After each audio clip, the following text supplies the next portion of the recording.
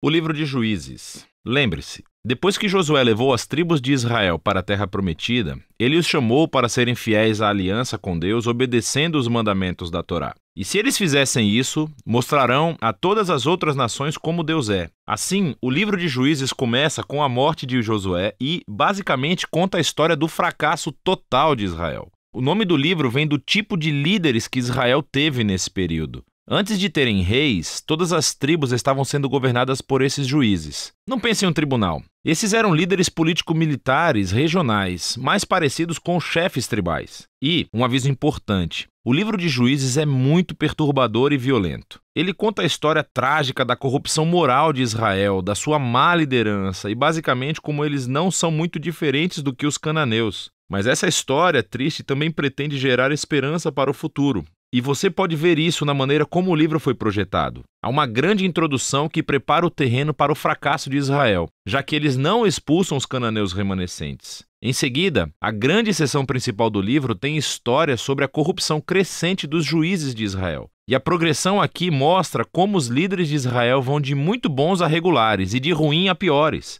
A seção final é realmente perturbadora e mostra a corrupção do povo de Israel como um todo. Então, vamos nos aprofundar e explorar cada parte um pouco mais. A sessão de abertura começa com as tribos de Israel em seus territórios na Terra Prometida. E quando Josué derrotou algumas das cidades cananeias principais, ainda havia muita terra a ser tomada e muitos cananeus vivendo nessas áreas. E assim, o capítulo 1 apresenta uma longa lista de grupos e cidades cananeias que Israel não conseguiu expulsar da terra. Lembre-se, todo o objetivo de expulsar os cananeus era evitar sua corrupção moral e a sua maneira de adorar os deuses através do sacrifício infantil. Deus havia chamado Israel para ser um povo santo, e isso não acontece. O capítulo 2 descreve como Israel tomou o lado dos cananeus e adotou todas as suas práticas culturais e religiosas. E é bem aqui que a história para. Durante quase um capítulo inteiro, o narrador nos dá uma visão geral de tudo o que está prestes a acontecer no resto do livro. Essa parte da história de Israel, diz o narrador, foi uma série de ciclos se movendo como uma espiral para baixo. Assim, Israel tornava-se como os cananeus e assim pecariam contra Deus. Deus permitiria que eles fossem conquistados e oprimidos pelos cananeus.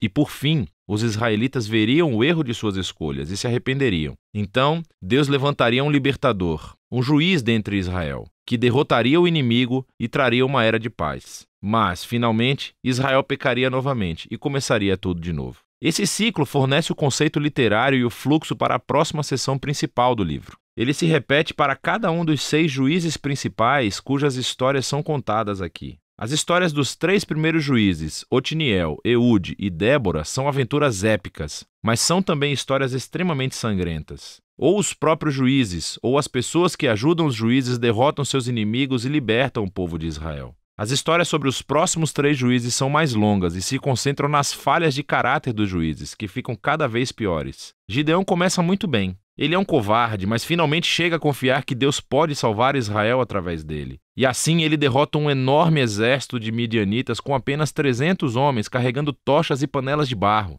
Mas Gideão tem um temperamento desagradável e mata um bando de companheiros israelitas por não ajudá-lo em sua batalha. E tudo começa a piorar. Ele fabrica um ídolo com o ouro que ganhou das suas batalhas, e depois que morre, todo Israel adora o ídolo como um deus, e o ciclo começa novamente. O próximo juiz principal é Jefté, que é uma espécie de bandido mafioso que vive nas colinas. E quando as coisas ficam realmente ruins para Israel, os anciãos vêm até ele implorando pela sua ajuda. E Jefté foi um líder muito eficaz, ele ganhou muitas batalhas contra os amonitas. Mas ele era tão pouco familiarizado com o Deus de Israel que o trata como um deus cananeu e promete sacrificar a sua filha se vencer a batalha. Essa história trágica mostra o quanto Israel caiu. Eles não conhecem mais o caráter do seu próprio Deus, o que leva ao assassinato e à falsa adoração. O último juiz, Sansão, é de longe o pior. Sua vida começa cheia de promessas, mas ele não tem consideração pelo Deus de Israel. Ele era promíscuo, violento e arrogante. Ele obteve vitórias brutalmente estratégicas sobre os filisteus, mas apenas à custa da sua própria integridade.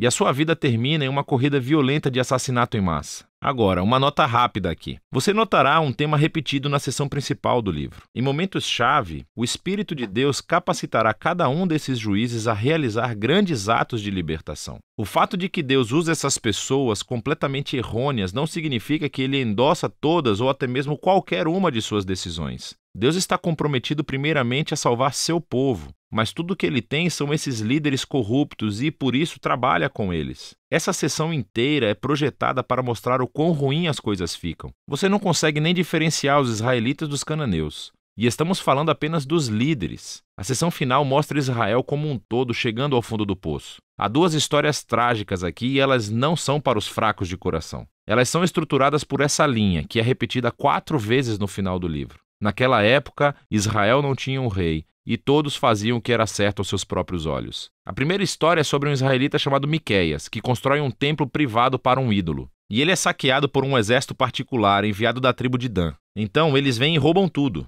E eles queimam a cidade pacífica de Laís e assassinam todos os seus habitantes. É uma história horripilante. Quando Israel se esquece do seu Deus, o poder e a força consertam as coisas. A história final do livro é ainda pior. É uma história chocante de abuso sexual e violência que leva à primeira guerra civil de Israel. É muito perturbador e esse é o objetivo. Essas histórias servem como um aviso. A queda de Israel até a autodestruição é o resultado de se afastar do Deus que os ama e que os salvou da escravidão do Egito. E agora Israel precisa ser libertado de si mesmo. O único vislumbre de esperança nessa história é encontrado nessa linha repetida na última parte do livro. Na verdade, forma a última frase da história: Israel não tem rei. E assim, o palco está montado para que os seguintes livros contem as origens da família do rei Davi, o livro de Ruth, e também as origens do próprio reinado de Israel, o livro de 1 Samuel. Mas a história dos juízes tem valor como uma tragédia. É uma explicação séria da condição humana e, eventualmente, mostra a necessidade da graça de Deus para enviar um rei que resgatará o seu povo.